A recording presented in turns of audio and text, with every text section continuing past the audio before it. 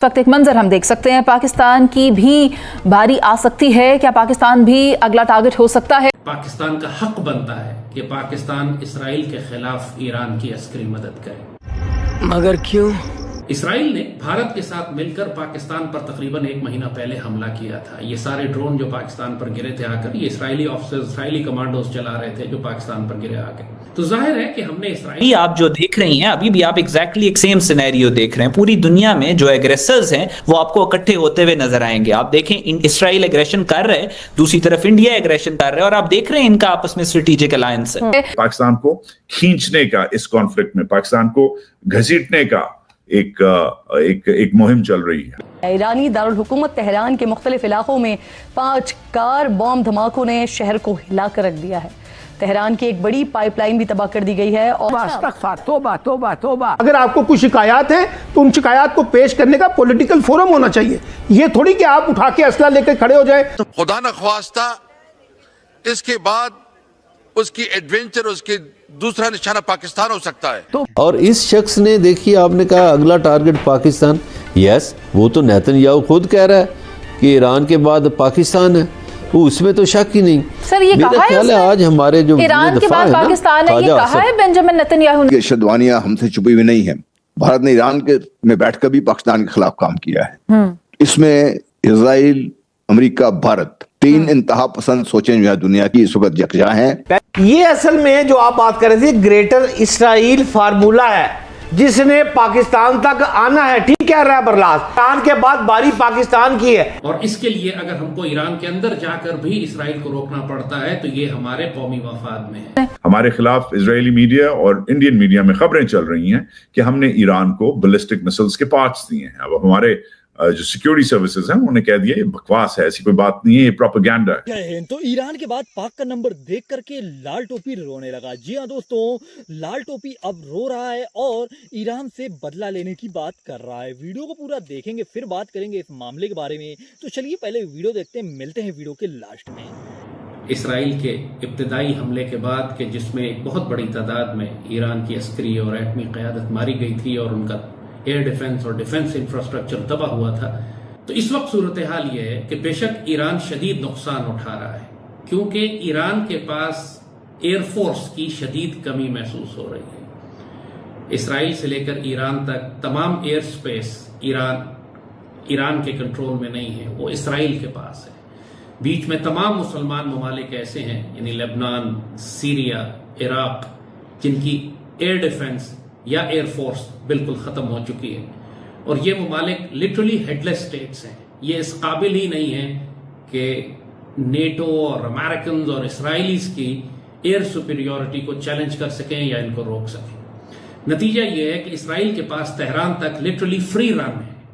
वो आते हैं, चाहे तो इराक की फ़ज़ा के अंदर से रॉकेट और मिसाइल फायर करते हैं, चाहे तो ईरान के अंदर दाखिल हो जाते हैं। ईरान के एयर डिफेंस ने क्लेम तो किया है कि इन्होंने कुछ F-35 इसराइल के मार कर गिराए हैं, लेकिन अभी तक कोई सबूत नहीं दिखाया। कहा जा रहा है उन्होंने कुछ पायलट भी पकड़े हैं, लेकिन उसका भी कोई पायलट सरकारी तौर पर कोई बताया नहीं गया कि वो पायलट्स कौन है और कहाँ हैं। बहरहाल ये जंग इस वक्त जारी है। शख्स ने, देखिए आपने कहा अगला टारगेट पाकिस्तान, यस वो तो नेतन्याहू खुद कह रहा है कि ईरान के बाद पाकिस्तान है, उसमें तो शक ही नहीं। सर ये कहा है आज हमारे जो ईरान के बाद पाकिस्तान है, ये कहा है बेंजामिन नेतन्याहू ने। नेतन्याहू ने कहा है ना जी, क्यों नहीं कहा? उसके इंटरव्यूज देखें, उसने ईरान के बाद पाकिस्तान का कहा है ना कि ईरान के बाद पाकिस्तान ही है। आज हमारे जो वजीर दिफा है ना ख्वाजा आसिफ, जी उन्होंने बड़ी अहम तकरीर की है कौमी असम्बली में। बिल्कुल ऐसे ही है। उन्होंने उम्मत मुसलमान के ज़मीर को झंझोड़ने की कोशिश की है।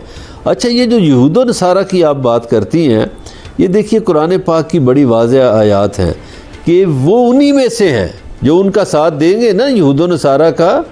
वो बज़ाहिर बेशक अब नाम के मुसलमान हों, लेकिन कुरान के मुताबिक वो उन्हीं में से हैं।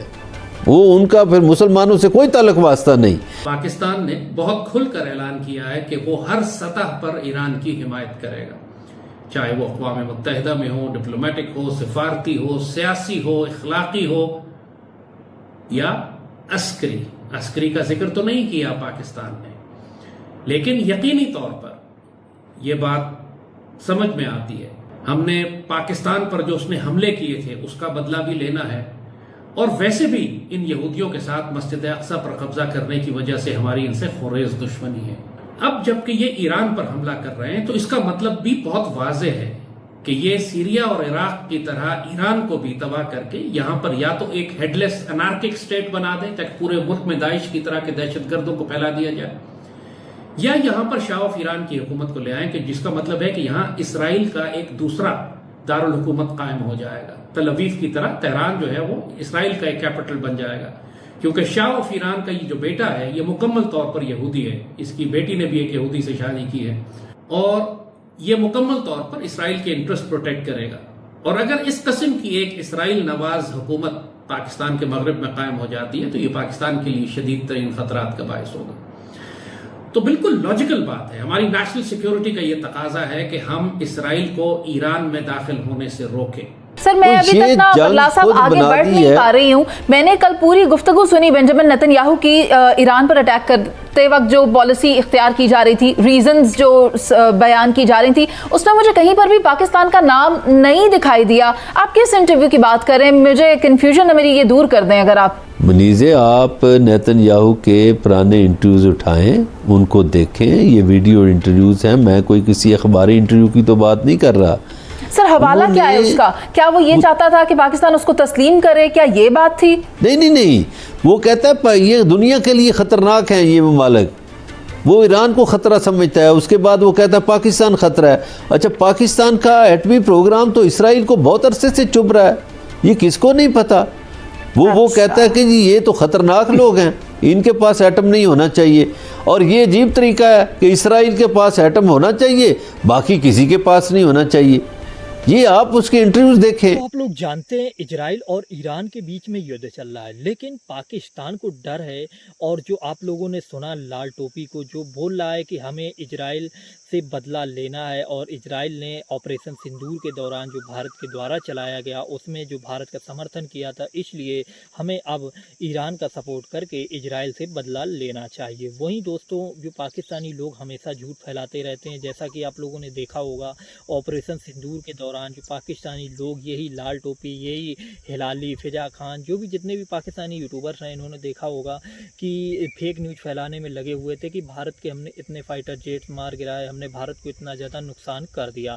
وہیں اب یہ ایران اور اسرائیل کے بیچ میں یہ جو چل رہا ہے اس میں بھی اب یہی یہ لوگ پروپیگنڈا پھیلا رہے ہیں. باقی دوستوں، آپ لوگ جانتے ہیں ان لوگوں کی سچائی، اور آنے والے سمے میں پاکستان کا کیا ہوگا یہ تو ان کا بھگوان یا دنیا جانتی ہے. ساتھ ہی دوستوں، آپ لوگ اپنی رائے کمنٹس میں ضرور دینا اسرائیل اور ایران کو لے کر کے. ساتھ ہی لال ٹوپی نے جو بولا اس کو لے کر بھی اپنی رائے کمنٹس میں ضرور دینا. ملتے ہیں نیکسٹ ویڈیو، پھر بات کریں گے نیکسٹ ویڈیو کے بارے میں. جے ہند.